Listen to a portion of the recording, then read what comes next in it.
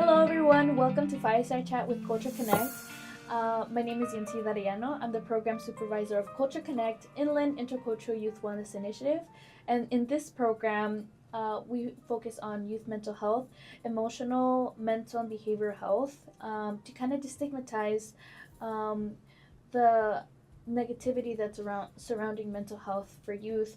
And we want to make it easier and more acceptable in the community, in schools, family members. So hopefully with this conversation that we're going to be having today, it makes it easier and accessible for you guys to spread this awareness. And with this podcast, Fireside Chat with Culture Connect, we're welcomed by our amazing youth interns who are going to be leading the conversation. And with one of our first youth interns. Hi, my name is Kai Hudson, and I'm the Marketing and Communications Officer for this program. And I'm Lisbeth, and I'm the Documentation Officer for this program.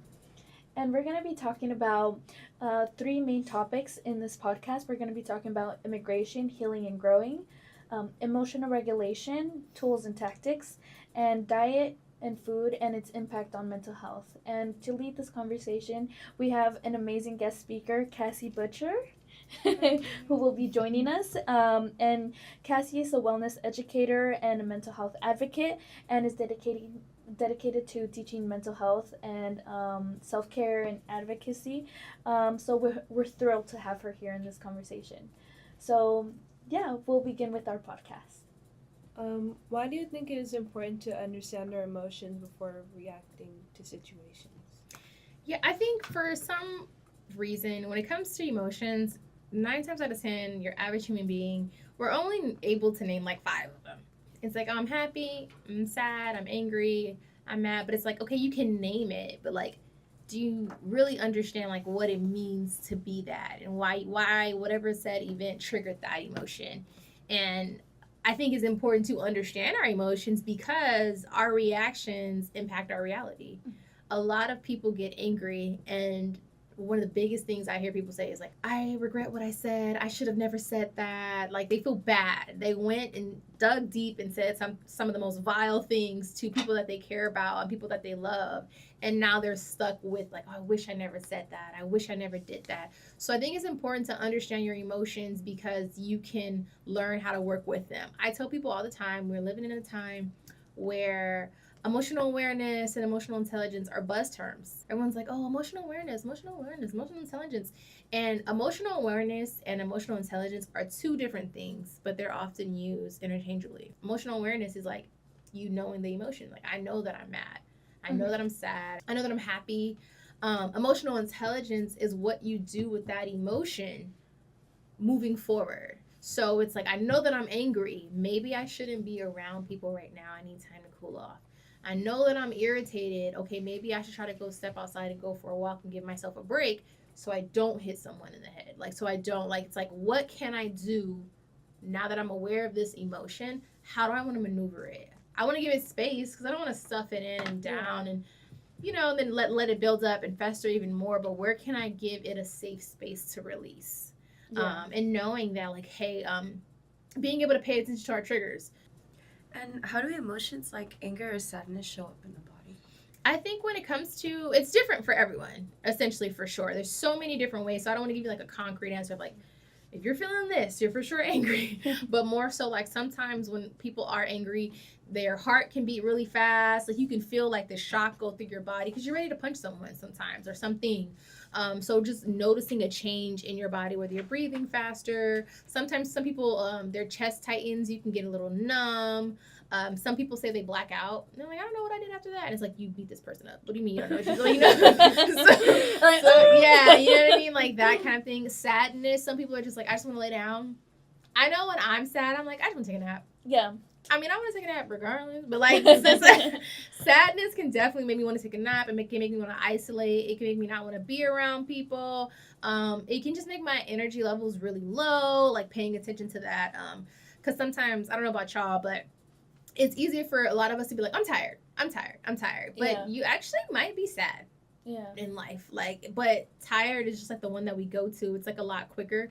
Yeah. So being able to understand like your body reacts to your emotions kind of before your mindset does a little bit, or your mind follows where your body goes. Like if your body's like, oh, I'm sad and down, your brain's gonna start coming up with those thoughts as well. So they partner on your feelings and emotions. Yeah, because I know for me, like, I shut down.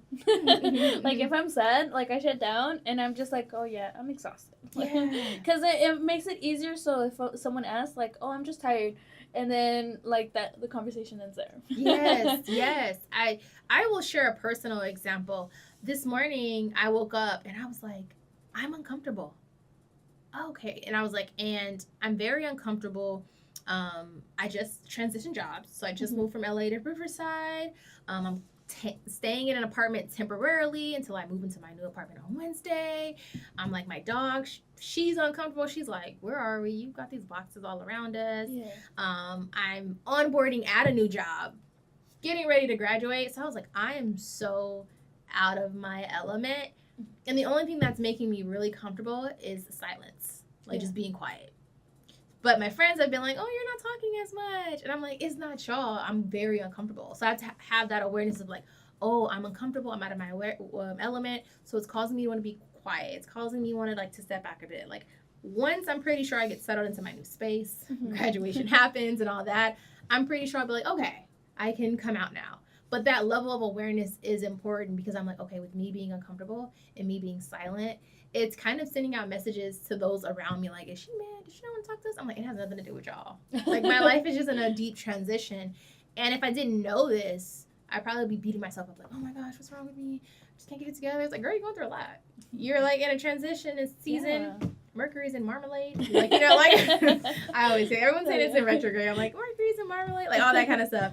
So just having that level of awareness of like, okay, Cass, let me take it lighter on myself right now because I'm juggling a lot. I'm showing up, but I want to show up in silence for the sake of my own well-being and mental health. I want to tone it down a little bit. So. Yeah.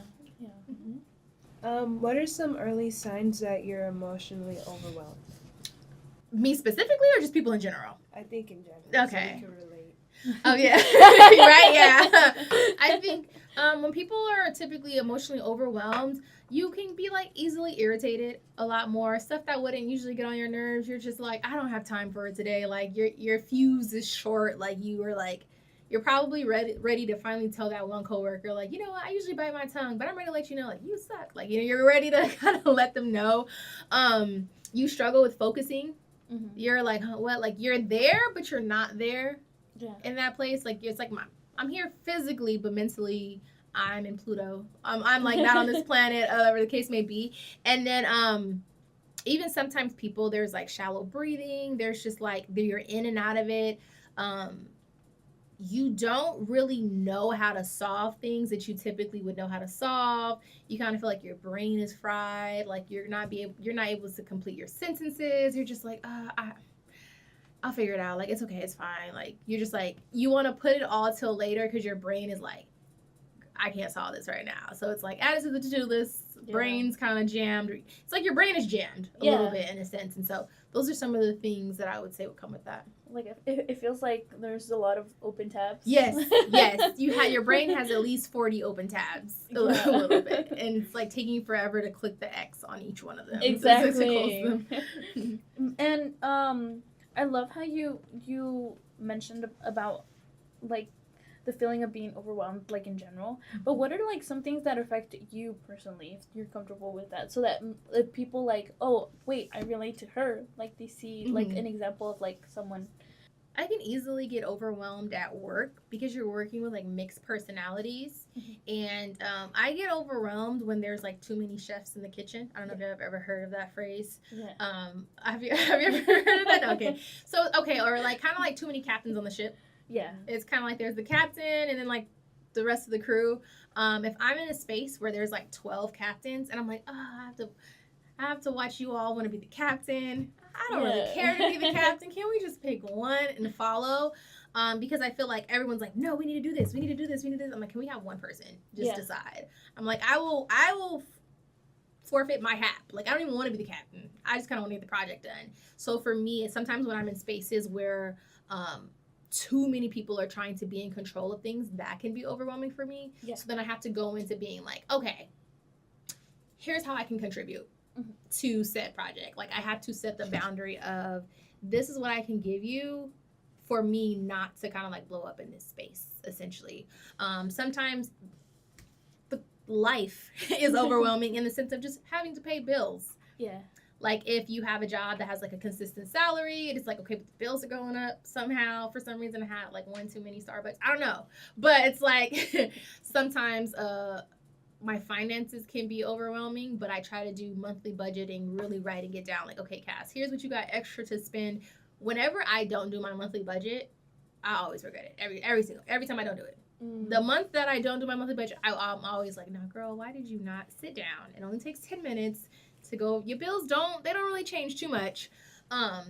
So I can be overwhelmed when it comes to finances. I can be overwhelmed when it comes to figuring out next steps. As I mentioned, like when you're graduating or going to the next grade, you're just kind of like, oh my gosh, what do I have to expect in that season for sure? And it's like you don't know yet because you're not there. You're not enrolled in the classes just yet, but you just know you have to go to the 10th grade or the 9th grade. Like that waiting period can be overwhelming. But what brings me back sometimes is being like, you're not there yet. Yeah. Why are you worrying about next week's problems this week? You worry about them next week. Yeah. So like cut yourself some slack.